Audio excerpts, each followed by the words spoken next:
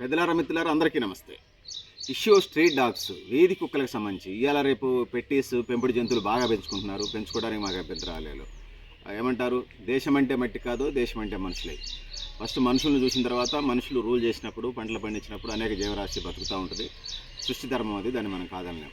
So ఇక ప్రధానంగా కుక్కలు, కోతులు, పందులు, దోమలు, ఈగలు ఇవి ప్రజల్ని అనేక వ్యాధుల బారిన పడేస్తూ ఉన్నాయి. ఇందులో కుక్కలు కొంత బెటరే, పెంచుకున్న కుక్కలకి సంబంధించి వ్యాక్సినేషన్ చేస్తారు, దాని మీద ప్రాబ్లం లేదు.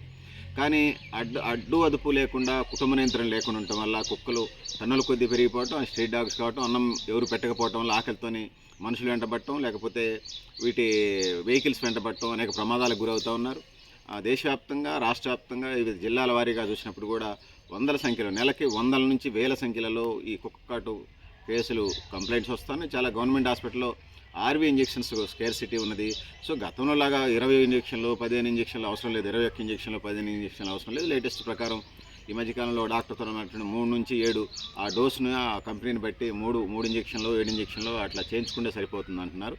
సో అయినా కూడా కుక్కలకు సంబంధించి జీవకారుణ్యం పాటించాల్సిందే. పాములు, దోమల్ని జీవకారుణ్యం పాటించాల్సిన అవసరం లేదు. పాములు, లేకపోతే దోమలు, ఈగలకు సంబంధించి జీవకారుణ్యం అవసరం లేదులే. కానీ అవి ఎందుకంటే ప్రమాదం కాబట్టి, ముఖ్యంగా డాగ్స్ వీటికి సంబంధించి మనం వాటిని డైరెక్ట్గా చంపేయలేం. కొన్ని చోట్ల అట్లా కార్పొరేషన్లలో కొన్ని చోట్ల తీసుకెళ్ళి చంపేస్తున్నారు. దానికి వ్యతిరేకం జీవకారుణ్యం పాటించాల్సిందే.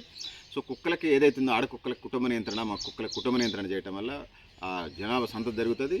పెంచుకునే వాళ్ళు కుక్కలు పెంచుకుంటున్నారు, కుందేళ్ళు పెంచుకుంటున్నారు, పశు పోషణ జరుగుతూ ఉంది.